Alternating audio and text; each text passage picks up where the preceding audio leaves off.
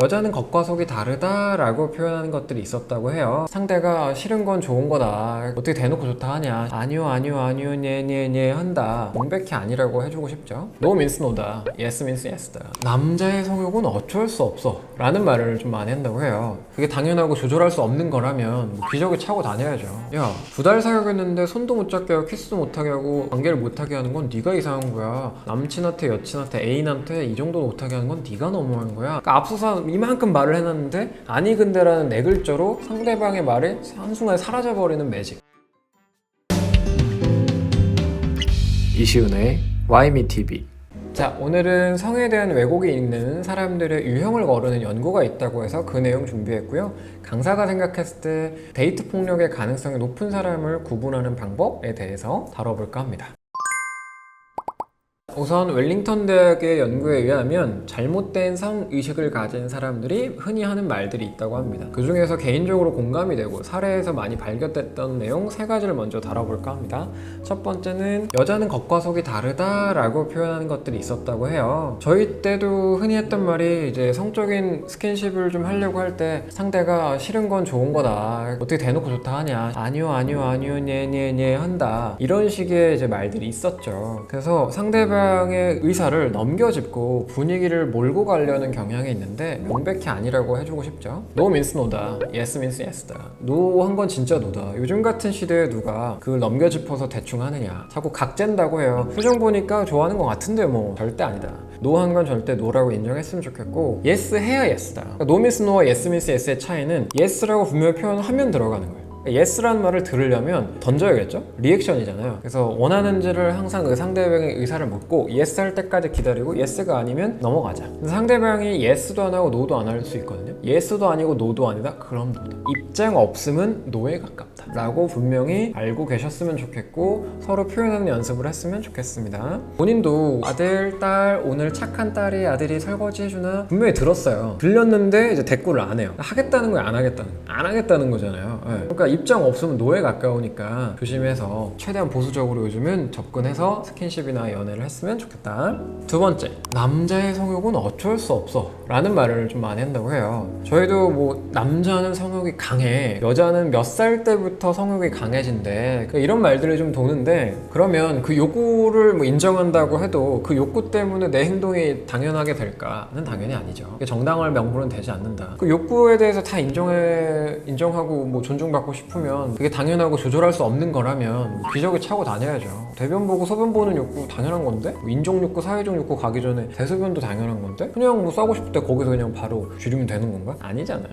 그래서 배변 교육을 하듯이 성과 관련돼서 교육을 하는 것처럼 성 욕구를 조절하는 교육을 할 수 없겠지만 본인이 싫으면 싫다고 표현을 하고 상대가 싫다고 하면 멈출 줄 아는 이런 정도의 인식은 당연히 가져야 되지 않을까 싶어요. 성욕을 조절하는 교육을 하겠다고 하면 굉장히 자존심 상할 거잖아요. 그러니까 그 전에 우리가 알아서 성에 대한 표현과 욕구는 스스로 의사 표현을 하고 상대방 존중하는 연습은 당연히 되어 있었으면 좋겠다. 자, 세 번째는 난 스킨십 할 자격이 있어 라는 말을 많이 했다고 해요. 즉 내가 이만큼 너에게 돈과 시부를 지불했으니까 이런 선물과 이런 음식을 사줬으니까 내가 너에게 할 수 있다. 혹은 내가 2개월 너랑 사귀었는데 3개월 사귀었는데 이 정도도 못하냐, 이런 식의 맥락으로 보여집니다. 호도하기도 해요. 약간 가스라이팅이 좀 들어가게 되면 야, 2달 사귀었는데 손도 못 잡게 하고 키스도 못하게 하고 관계를 못하게 하는 건 네가 이상한 거야. 남친한테 여친한테 애인한테 이 정도 못하게 하는 건 네가 너무한 거야. 이런 식으로 약간의 가스라이팅도 들어가면서 행동을 하기도 하죠. 근데 명백히 각자만의 기준은 다르지 않나요? 그리고 내 연애에서 이 사람과는 뭐 빠르게 스킨십을 할 수도 있을 것 같은데 이 사람과는 조금 더 신뢰가 필요하고 좀 천천히 하고 싶어. 그러니까 사람마다도 다를 수 있잖아요. 사람이 출근할 때 먹고 싶은 음식이랑 퇴근할 때 먹고 싶은 음식이 똑같을 수도 있지만 다를 수도 있는 건데 성에 대한 욕구나 자기의 의사도 당연히 다를 수 있는 거고 사람마다 다를 수 있는 거겠죠. 솔직히 5분 만에 감정이 바뀌기도 하잖아요. 5분 전까지는 정말 뭔가를 하고 싶다가 5분 만에 아 갑자기 싫은데 이럴 때도 있는 거잖아요. 그래서 매번 물어봐 물어봐야 된다. 5분 전에 오케이였지만 지금 오케이가 아닐 수 있다. 그래서 항상 상대방에게 의사를 묻는 과정이 자연스러워야 되고 막 각재해서 저기 실례합니다만 뽀뽀 좀 해도 되겠습니까? 너무 어색하지. 그래서 센스 있게 할 필요는 있겠지라고 생각은 하지만 그 과정을 생략해서는 안 된다. 자, 여기에 강사의 개인적인 의견 3가지를 좀 더해보도록 하겠습니다. 데이트 폭력으로 이어지는 경우에 많이 발견됐던 어투가 모든 말의 시작을 아니 근데로 시작하는 경우가 있어요. 아니 근데 뭐 막 대화를 하다가 상대방의 의견을 좀 무시하겠다는 태도 혹은 내 말을 좀 들어라, 조용히 하고 내 말 들어다, 이런 좀 강압적인 태도의 시작점인 경우가 좀 많습니다. 이 말 자체가 아예 나쁘다는 게 아니라 그런 말이 습관적으로 나오는 경우.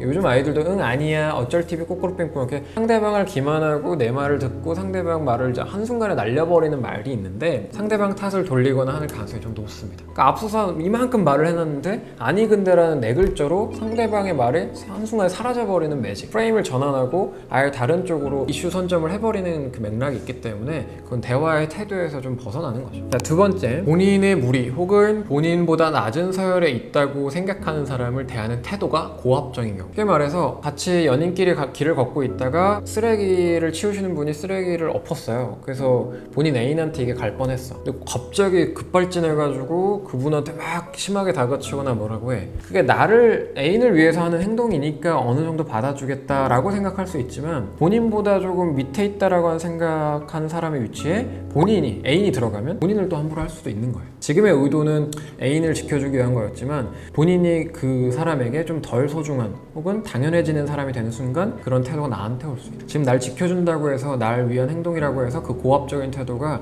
좋은 모습은 아니다. 모든 사람한테 나이스하고 친절하려고 노력하는 태도가 배인 사람을 좀 만났으면 좋겠다. 표정과 말 몇 마디는 연기할 수 있어요. 근데 그 사람이 보이는 태도, 일관성 있는 태도는 쉽게 바뀔 수 없다. 세 번째, 갈등 상황이 생겼을 때 본인 기준으로 상대방의 행동 기제, 방어 기제를 감당할 수 있느냐. 쉽게 말해서 그게 반복돼도, 그러니까 하루에 같은 주제로 3번을 싸웠어. 근데 그때마다 상대방이 비아냥거리고 비난을 해. 근데 내가 이걸 3번, 5번, 10번이라도 감당할 수 있어. 좀 귀여워. 비아냥거리는데 뭐 그게 세지 않고 귀여워. 그럼 사귈 수 있는 거야. 근데 그 사람의 방어 기제나 행동이 안 좋은 표현이, 그 감정을 소모하는 방식이 너무 힘들어. 점점 힘들어. 못 견딜 것 같아. 그거 참다가 나중에 터집니다. 내가 언젠가 감내해야 되는 순간이 와요. 그 방어 기제를 감당할 수 있느냐를 기준점으로 삼아보는 것도 나쁘지 않습니다. 오늘은 데이트 폭력 관련해서 연인 간의 그 맞춰가는, 교감하는 과정에 대해서 다뤄봤습니다. 그래서 이것들이 절대적인 기준을 달 수 없지만 실제로 많이 좀 걸러지거나 좀 원활한 대화를 하고 교감하는 데 도움이 됐기 때문에 추천드리는 바고요. 오늘 여기까지 하겠습니다. 감사합니다.